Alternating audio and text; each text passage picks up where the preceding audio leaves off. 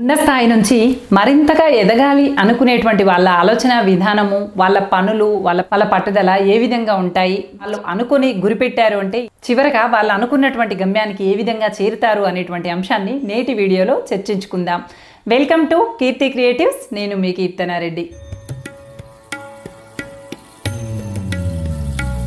ఎదగాలి అనేటువంటి సంకల్పంతోనో ఏదైనా సాధించాలి అనేటువంటి ఉద్దేశంతోనో ఒక పనిని మొదలు పెట్టుకొని చేసుకుంటూ ముందుకు వెళ్తూ ఉంటే, ప్రణాళికాబద్ధంగా ముందుకు సాగుతూ ఉంటే, అనుకున్నది చేరుకోవటానికి ఎక్కువ సమయం పడుతూ ఉంటే చుట్టుపక్కల ఉన్నటువంటి వాళ్ళు, విమర్శనాత్మకమైనటువంటి మనసు కలిగిన వాళ్ళు ఇంకా ఎప్పుడు సాధిస్తావు, నీ వల్ల కాదులే, అంత జరుగుతుందా, అలా జరుగుతుందా అంటూ రకరకాల మాటలతో మనల్ని గేలి చేసేటువంటి పరిస్థితులు ఏర్పడుతూ ఉంటాయి.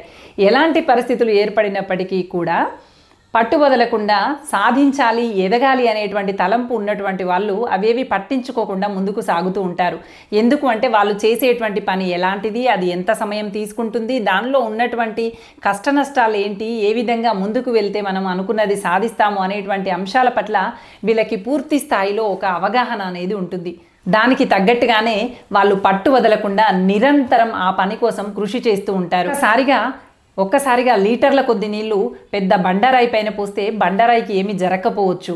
కానీ నిరంతరంగా పట్టు వదలకుండా అదే బండరాయి పైన చుక్కగా నీళ్లు వదిలిపెట్టినట్లయితే కొన్ని ఏళ్ల పాటు అదే విధంగా కొనసాగితే ఎంతటి బండరాయినా ముక్కలుగా చీలిపోతుంది, ఎంతటి బండరాయికైనా రంధ్రం ఏర్పడుతుంది. అలాగే నిరంతరం ఒక క్రమ పద్ధతిలో పట్టు వదలకుండా పని కోసం శ్రమిస్తూ ఉంటే ఎంతటి సాధించలేనటువంటి పనినైనా ఖచ్చితంగా సాధించగలుగుతాము.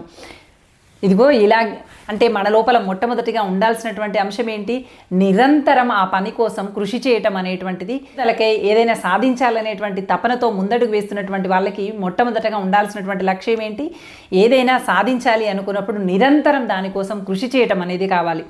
ఒక అబ్బాయి ఉన్నాడట. ఆ అబ్బాయి బాంబూ ప్లాంట్స్ ఉంటాయి కదా, బాంబూ ట్రీస్ అంటాము. బాంబూ ట్రీస్ ఎదగటానికి 4-5 సంవత్సరాల సమయం తీసుకుంటాయన్నమాట. ఆ మొక్కను పెట్టాడట, రోజు నీళ్లు పోస్తున్నాడట. చెట్టు ఎంతకీ ఎదగట్లేదు. అలా 2 సంవత్సరాలు గడిచాయి, 3 సంవత్సరాలు గడిచాయి, చెట్టు ఎంతకీ ఎదగట్లేదు. అక్కడ చుట్టుపక్కల ఉండేటువంటి వాళ్ళంతా ఏంటి, ఎందుకు నీళ్లు పోస్తున్నావు, ఎదగనటువంటి చెట్టుకి ఇంకెంతకాలం అని సేవ చేస్తావు అని చెప్పి ఇతన్ని ఎగతాళిగా చూస్తూ నవ్వుతూ ఉండేవాళ్ళట. నాడు వీడికి ఏం పని పాట లేదురా, ఏం పని చేస్తున్నాడు అని చెప్పి పోతూ గేలి చేస్తూ వెళ్ళిపోతూ ఉండేవాళ్ళట. కానీ ఈ అబ్బాయి మాత్రం ఏమీ పట్టించుకునేవాడు కాదు. ఎందుకంటే తను నాటింది బాంబూ చెట్టు అని తెలుసు, అది ఎంత సమయం తీసుకుంటుందో తెలుసు, దానికి ప్రతినిత్యం క్రమం తప్పకుండా రోజు నీరు పట్టాలని తెలుసు. ఆ విధంగా నీరు పడితేనే అది ఏదో ఒక రోజు ఎదుగుతుంది అనేటువంటిది ఈ అబ్బాయికి పూర్తి స్థాయిలో తెలుసు. కాబట్టి అవేవి పట్టించుకోకుండా నిరంతరం నీరు పోస్తూనే ఉన్నాడు. ఎంతమంది ఆపేయమన్నప్పటికీ, పిచ్చోడు అనుకున్నప్పటికీ, తెలివి తక్కువ వాడు అనుకున్నప్పటికీ కూడా అవి ఏవి కూడా మనసులోకి తీసుకోకుండా తన పని తను చేసుకుంటూ ముందుకు వెళ్తూ ఉన్నాడు. ఇలా కొంతకాలం జరిగింది. 2 సంవత్సరాలు గడిచాయి, 3 సంవత్సరాలు గడిచాయి, 4 సంవత్సరాలు గడిచాయి. 5వ సంవత్సరం వచ్చేటప్పటికి ఒక్కసారిగా ఆ చెట్టు 5-6 వారాల్లోనే 80 అడుగుల వరకు విస్తరించి అత్యంత పొడవుగా పెరిగిందట. అది చూసి అందరూ ఆశ్చర్యపోయారు. ఎదగటానికి సమయం తీసుకుందే కానీ ఎదుగుదల మాత్రం అత్యంత గొప్పగా చూపించింది కదా. అలాగే నిజానికి ఈ 5 ఏళ్లలో ఏమీ జరగలేదు అన్నట్టుగా కనిపించింది. కానీ ఆ చెట్టు ఏం చేసింది, తన వేర్లని గట్టిగా నేలలో బలంగా అంతర్లీనంగా బాగా ఎదిగింది. మరి అంత ఎత్తుకు ఎదగాలంటే కింద అంత పెద్ద బేస్ కూడా కావాలి కదా.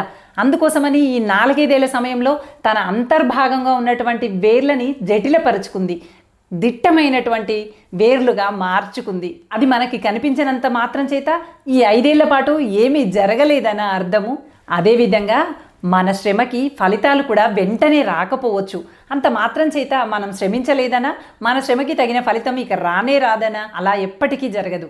ప్రయత్నం మొదలు పెట్టాము అంటే ఖచ్చితంగా నిరంతరం శ్రమిస్తూ ఉంటే ఎప్పటికైనా అనుకున్నది సాధిస్తాము అనేటువంటి నమ్మకంతో ముందుకు సాగాలే తప్ప మనం విఫలమవుతున్నాము అనేటువంటి భావనతో వెనక్కి తగ్గొద్దు. మనకు కనిపించినంత మాత్రం చేత మనం పడేటువంటి శ్రమ కనిపించనంత మాత్రం చేత మనం పడేటువంటి శ్రమకి విలువ లేదంటారా? నిరంతరం శ్రమ పడుతూ మనం లోపలి నుండి బలపడాలి. ఎవరు అవమానించినా, గేలి చేసినా, వెంటనే ఫలితం రాకపోయినా పట్టు వదలకుండా నిరంతరం క్రమం తప్పకుండా కృషి చేస్తూనే ఉండాలి. అప్పుడు ఎందుకు ఎదగవు, ఎందుకు అనుకున్నది సాధించవు? ఖచ్చితంగా అప్పుడు విజయం నీదే అవుతుంది. అంతేకాదు చెట్టు మనకి బయటికి కనపడేలా ఎంతలా ఎదుగుతుందో భూమి లోపల ఎవరికీ కనిపించకుండా కూడా అంతలా విస్తరిస్తుంది. అలాగే మనం పడుతున్నటువంటి శ్రమ, మనం చేస్తున్నటువంటి నిరంతర కృషి ఎవరికీ కనిపించకపోయినప్పటికీ కూడా అది మన కోసం పని చేస్తూనే ఉంటుంది. ఆ శ్రమకి తగ్గ ఫలితం ఏదో ఒక రోజు మన కళ్ళ ముందు ప్రత్యక్షమవుతుంది. అందుకోసమని ఎవ్వరు మనల్ని గేలి చేసినా కూడా పట్టించుకోకుండా అంతర్గతంగా మనల్ని మనం బలపరుచుకుంటూ మన మూలాలని మనం సంరక్షించుకుంటూ ధైర్యంగా ఎదుగుదల కోసమై అనుకున్నది సాధించడం కోసమై కృషి చేయాలి తప్ప ఫలితం వెంటనే కనిపించలేదని చేస్తున్నటువంటి పనిని అక్కడే ఆపివేయొద్దు. పైకి ఎదిగినటువంటి చెట్టు శాఖోపశాఖలుగా విస్తరిస్తూ ఉంటుంది. అలాగే ఒక్కసారి విజయాన్ని చవిచూసినటువంటి నీవు ఎన్నో అంశాల పట్ల విస్తరించగలుగుతావు. ఏది తనంతట తానుగా నీ ధరికి రాదు, శోధించి సాధించాలి అని చెప్పి శ్రీశ్రీ గారు చెప్పినటువంటి అంశాన్ని గుర్తుపెట్టుకొని విజయం సాధించటం ఒక్కటే మార్గంగా పెట్టుకొని వెంటనే శ్రమకు తగిన ఫలితం వెంటనే రాకపోయినప్పటికీ కూడా పట్టు వదలకుండా కృషి చేస్తూనే ముందుకు సాగండి. శాఖోపశాఖలై మహావృక్షమై విస్తరించండి. మీ జీవితాల్లో మీరు ఖచ్చితంగా గొప్ప స్థాయికి ఎదిగి అనుకున్నది అనుకున్నట్టుగా సిద్ధించేటువంటి రోజు మీ ముందుకి రావాలి అంటే పని పట్ల నమ్మకంతో నిరంతరం కృషి చేస్తే ఖచ్చితంగా విజయం మన సొంతం అవుతుందనేటువంటి విషయాన్ని మర్చిపోకుండా అంతర్లీనంగా విస్తరిస్తూ బహిర్గతంగా ఎదిగేటువంటి ప్రయత్నాలు చేయండి. మీరు తలపెట్టినటువంటి ప్రతి పనిలో విజయం మిమ్మల్ని వరించాలి అని కోరుకుంటూ thank you for watching. Bye.